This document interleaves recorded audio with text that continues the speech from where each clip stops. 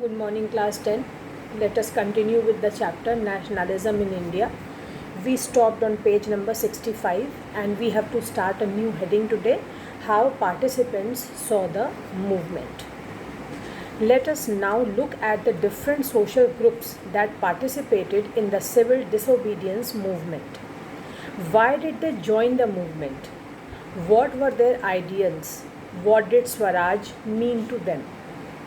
In the countryside, rich peasant communities like the Patidars of Gujarat, Patidar is a caste in Gujarat, and the Jats of Uttar Pradesh were active in the movement.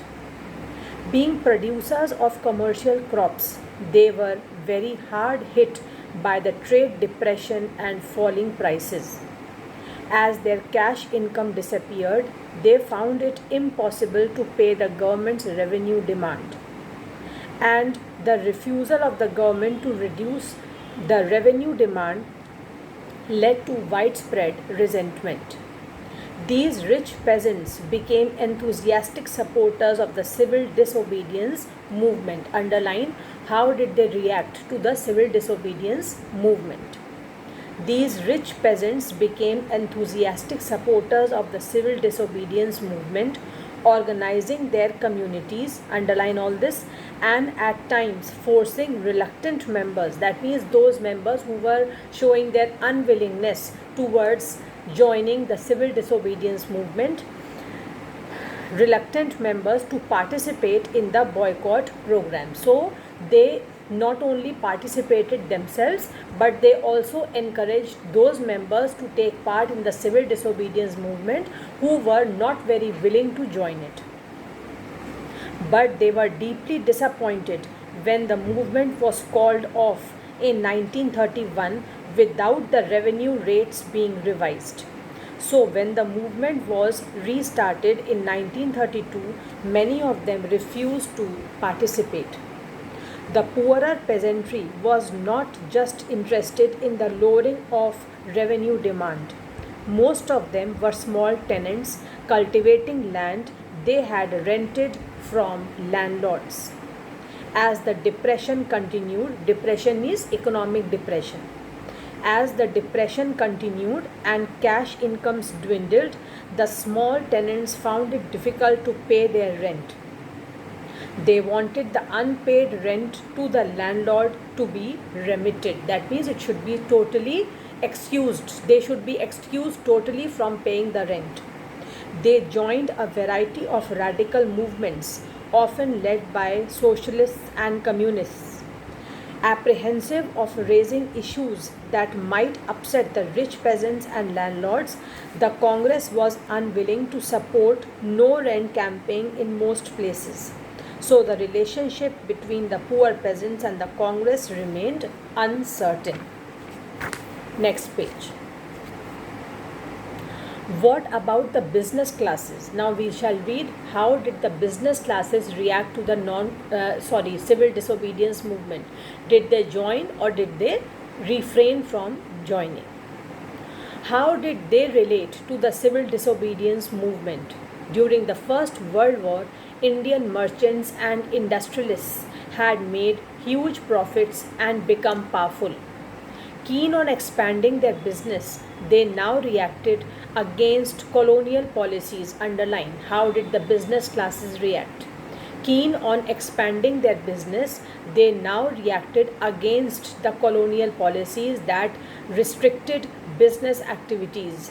They wanted protection against imports of foreign goods and a rupee sterling foreign exchange ratio that would discourage imports.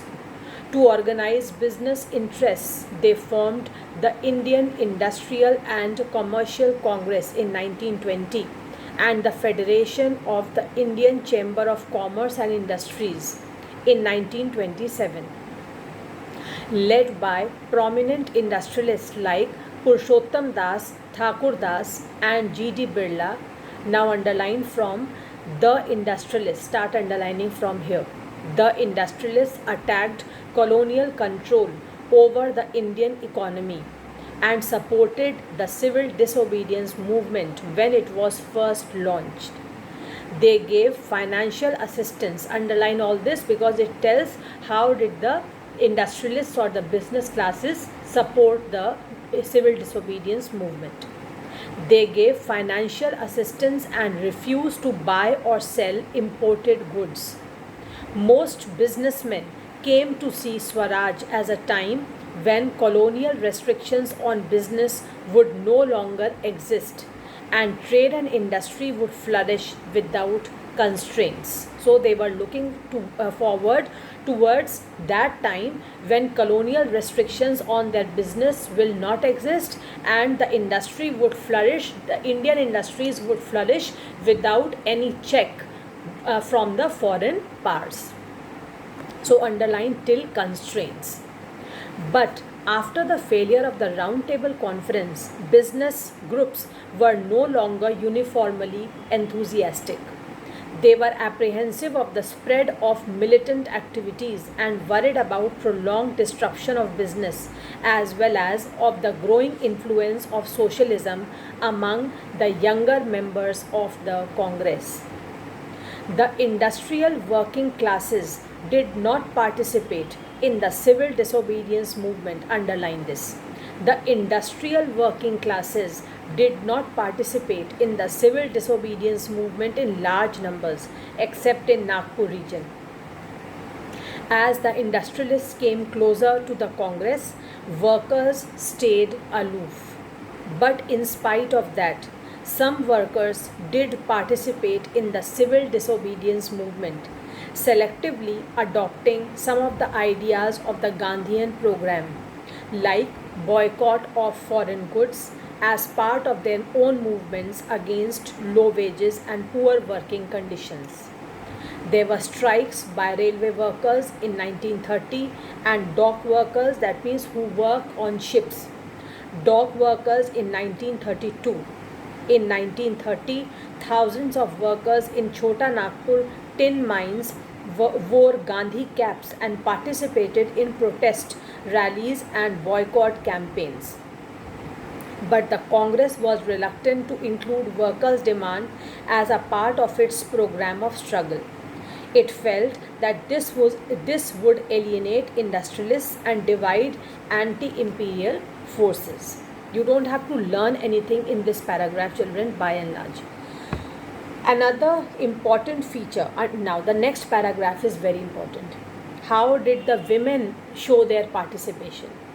Another important feature of the civil disobedience movement was the large-scale participation of women. Underline all the lines which are going to tell us about women participation in the civil disobedience movement. During Gandhiji's Salt March, thousands of women came out of their homes to listen to him. They participated in protest marches, manufactured salt, and picketed foreign cloth and liquor shops. Many went to jail.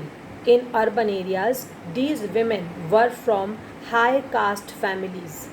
In rural areas, they came from rich peasant households.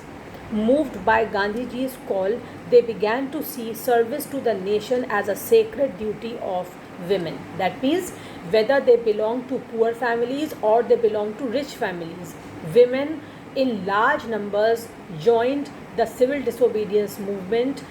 They had started their showing their participation during the Salt March itself, and they were strongly in support of Mahatma Gandhi, and they felt that if they are going to serve their nation, they are going to do a very sacred duty. Yet, this increased public role did not necessarily mean any radical change in the way the position of women was visualized. That means this strong participation of women, large-scale participation of women in civil disobedience movement did not indicate that the position of women in the society was becoming better. It did not indicate at all that there was an improvement in the position of women in the country. Gandhiji was convinced that it was the duty of women to look after home and hearth, be good mothers and good wives, and for a long time the Congress was reluctant to allow women to hold any position of authority within the organization. It was keen only on their symbolic presence. That means the women were directly and indirectly told that their place is in their homes. They should look after their family, they should look after their children, they should look after their husband, and their participation only should be symbolic.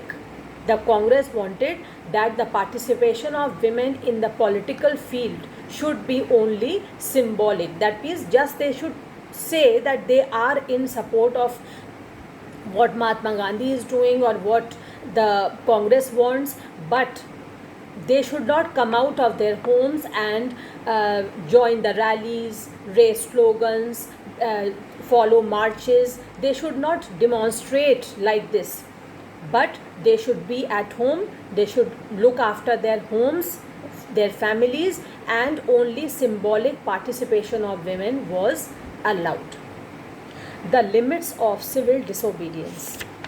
Not all social groups were moved by the abstract concept of Swaraj. That means all social groups in the society were not influenced by the concept of Swaraj.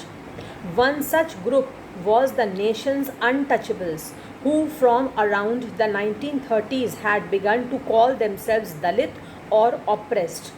For long, the Congress had ignored the Dalits for fearing of offending the Sanatanis. Sanatanis, they are a class of Hindus who are, they follow Hinduism very religiously.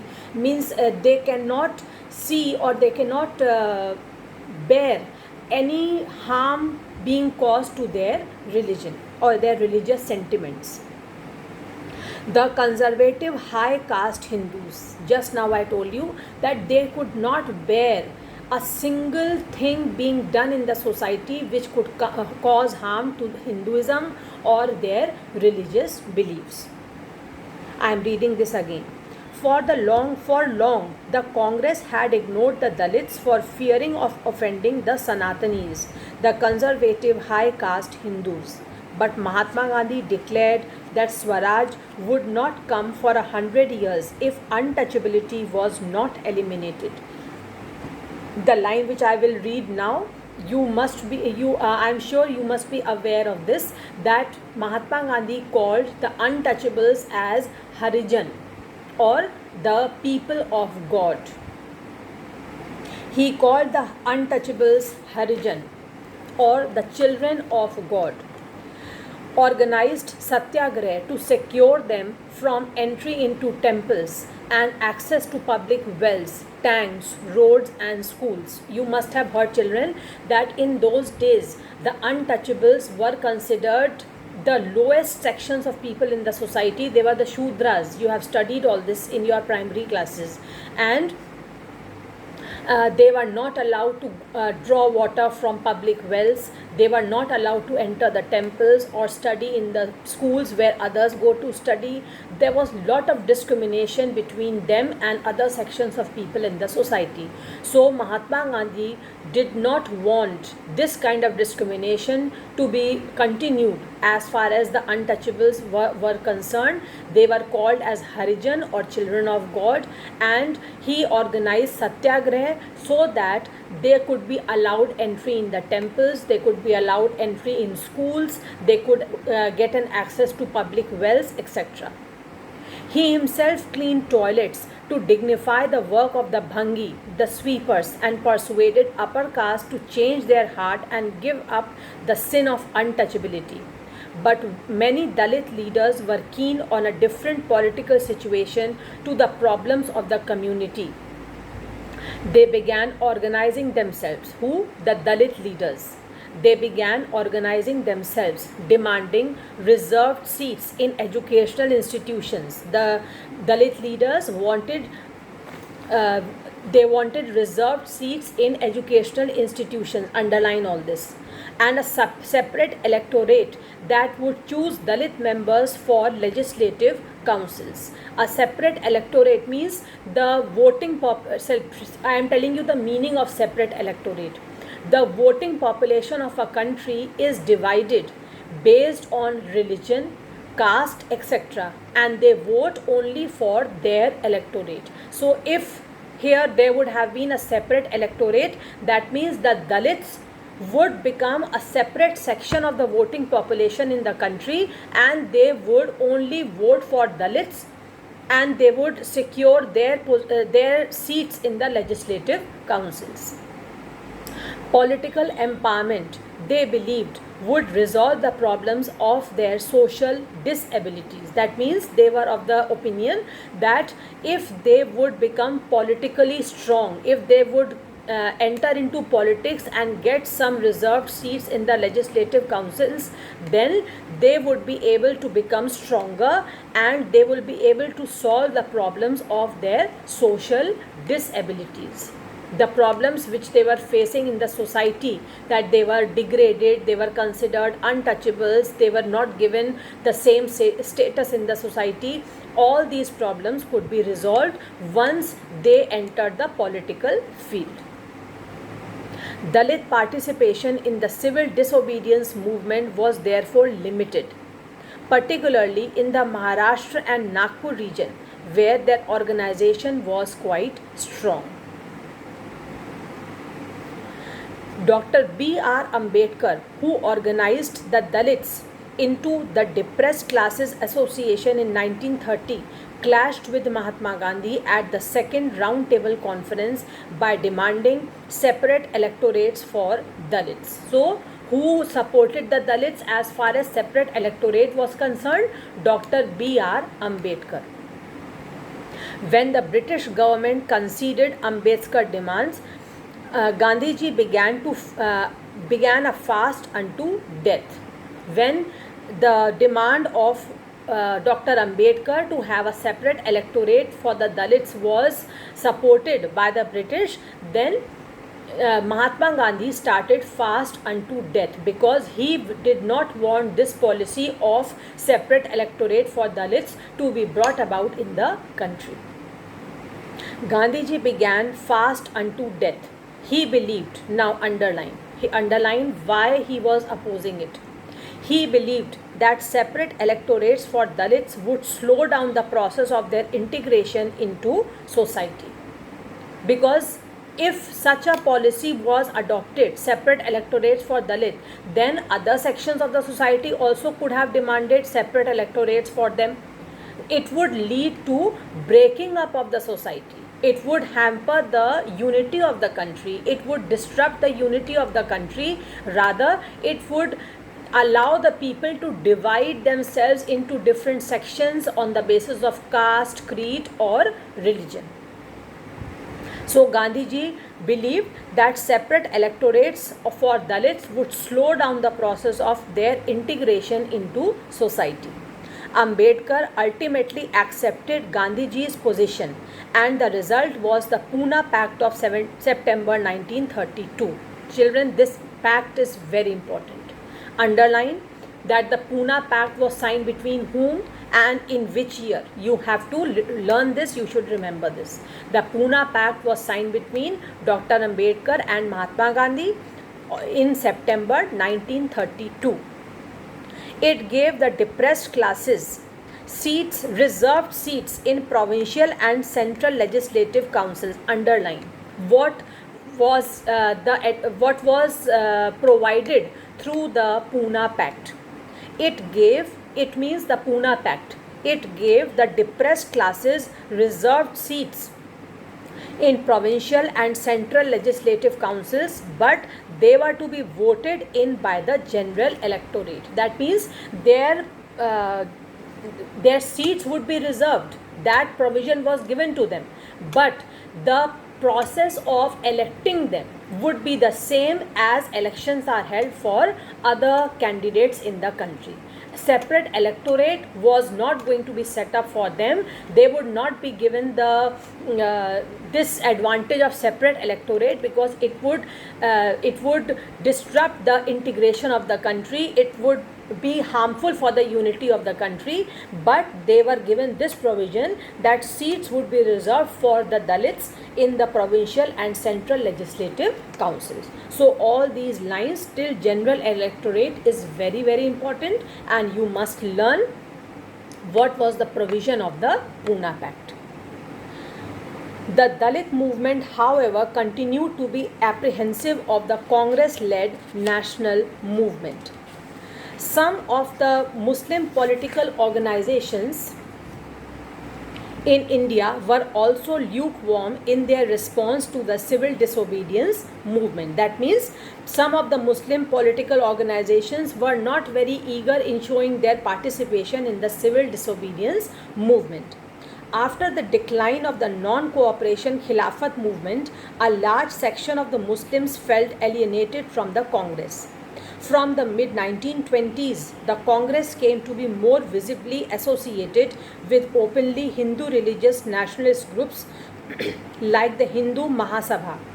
As relations between Hindus and Muslims worsened, each community organized religious processions with militant fervor, provoking Hindu-Muslim communal clashes and riots in various cities. Every riot deepened the distance between the two communities. The Congress and the Muslim League made efforts to renegotiate an alliance, and in 1927 it appeared that such a unity could be forged. The important differences were over the question of representation in the future assemblies. Underline this. This line tells why the Hindus and the Muslims were getting divided over the question of representation in the future assemblies that were to be elected.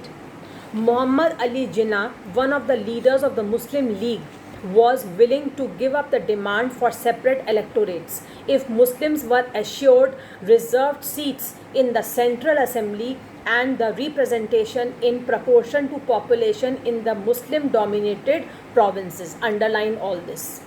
This was the demand of Muhammad Ali Jinnah. He said that he will not ask for giving a separate electorate to the Muslims, but the Muslims should get reserved seats in the state assembly and representation in proportion to the population in the Muslim dominated provinces. That means depending upon how much Muslim population was there in the provinces in Bengal and Punjab, they should get representation according to their proportion of the population living there.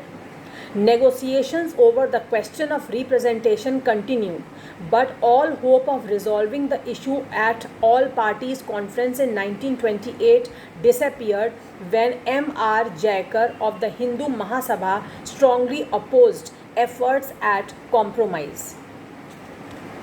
When the civil disobedience movement started, there was thus an atmosphere of suspicion and distrust between communities. Alienated from the Congress, large sections of Muslims could not respond to the call for a united struggle. Underline this line. Alienated from the Congress, large sections of Muslims could not respond to the call for a united struggle. That means they were not very willing to join the struggle for unity. Many Muslim leaders and intellectuals expressed their concern about the status of Muslims as a minority within India. They feared that the culture and identity of minorities would be submerged under the domination of a Hindu majority. So now their focus, their attention was diverted. They were more worried about their position being insecure. They thought that they are insecure because of the majority Hindu community in India or in the society. The sense of collective belonging. Nationalism spreads when people begin to believe that they are all a part of the same nation, when they discover some unity that binds them together. Very important line regarding nationalism. When can we promote the spirit of nationalism? When we have the same love and patriotism for our motherland. When we think that we are one nation, we are the citizens of the same country, and we should not be divided in terms of caste, creed, uh, religion, or gender. We should feel that we all are living in the same country and we are the citizens of one motherland. Only then nationalism can spread. But how did the nation become a reality in the minds of the people? How did the people belonging to different communities, regions, or language groups develop a sense of collective belonging? This sense of collective belonging came partly through the experience of united struggles. But there were also a variety of cultural processes through which nationalism captured people's imagination. History and fiction, folklore and songs, popular prints and symbols all played a part in making of nationalism. Underline. All these things promoted nationalism. History or fiction, that means whether it was reality, some incident of past, or fiction or imaginary. Folklore and songs, that means tales, stories or songs. Popular prints, that means printed material in the form of newspapers, magazines, pamphlets, etc., or symbols, all played an important role in spreading nationalism. So you must underline this and learn this. The identity of the nation, as you know, is most often symbolized in a figure or image. This helps create an image with which people can identify the nation. It was in the 20th century, with the growth of nationalism, that the identity of India came to be visually associated with the image of Bharat Mata. We all know that we call our country as motherland, Bharat Mata. We say Bharat Mata ki jai. So what kind of identity we have given? We have given our motherland a female identity. We call our motherland as Bharat Mata. The image was first created by Bankim Chandra Chattopadhyay. Underline this. This image of Bharat Mata was first created by Bankim Chandra Chattopadhyay, or he is also called Bankim Chandra Chatterjee. In the 1870s, he wrote Vande Mataram, underline, as a hymn to the motherland. Later it was included in his novel Anand Mat, underline. Anand Mat was written by Bankim Chandra and widely sung during the Swadeshi movement in Bengal. All these small questions can easily come in 1 mark question, children. So you should know who gave this image of Bharat Mata, who Anand Mat was written by whom. All this you should know. Moved by the Swadeshi movement, Abhinandranath Tagore painted his famous image of Bharat Mata. In this painting, Bharat Mata is portrayed as an ascetic figure. She is calm, composed, divine, and spiritual. In subsequent years, the image of Bharat Mata acquired many different forms as it circulated in popular prints and was painted by different artists. Devotion to this mother figure came to be seen as evidence of one's nationalism. You can see the figure of Bharat Mata, the image of Bharat Mata being painted by Abanindranath Tagore. Ideas of nationalism also developed through a movement to revive Indian folklore. In late 19th century India, nationalists began recording folk tales. Folklore, as I told you just now, folk tales means stories. Nationalists began recording folk tales sung by bards, and they toured villages to gather folk songs and legends. These tales, they believed, gave a true picture of the traditional culture that had been corrupted and damaged by outside forces. It was essential to preserve this folk tradition in order to discover one's national identity and restore the sense of pride in one's past. That means they were of the opinion that in order to preserve the rich cultural past of India, to preserve the rich cultural heritage of India, the folk tradition which was dying from the country, should be preserved. In Bengal, Rabindranath Tagore himself began collecting ballads, nursery rhymes, myths, and led the movement for folk revival. Folk means people, children. The word folk means people. In Madras, Nitasa Sastri published a massive 4-volume collection of Tamil folk tales, the folklore of southern India. Underline this and learn. The folklore of southern India was published by Nitasa Sastri. He believed that folklore was national literature. It was the most trustworthy manifestation of people's real thoughts and characteristics. Why it is called as the real manifestation of people's thoughts and characteristics? Because they tell the culture of the country. They tell the culture and traditions which have been followed in different parts of the country. That is why these folk tales are the real picture of any country. As the national movement developed, nationalist leaders became more and more aware of such icons and symbols in identifying people and inspiring in them the feeling of nationalism. During the Swadeshi movement in Bengal, a tricolour flag was designed. It had 8 lotuses representing 8 provinces of British India and a crescent moon representing Hindus and Muslims. By 1921, Gandhiji had designed the Swaraj flag. Underline this. It was again a tricolour and had a spinning wheel in the centre, representing the Gandhian ideal of self-help. Carrying the flag, holding it aloft during marches became a symbol of defiance. Another means of creating a feeling of nationalism was through reinterpretation of history. By the end of 19th century, many Indians began feeling that to instill a sense of pride in the nation, Indian history had to be thought about differently. The British saw Indians as backward and primitive, incapable of governing themselves.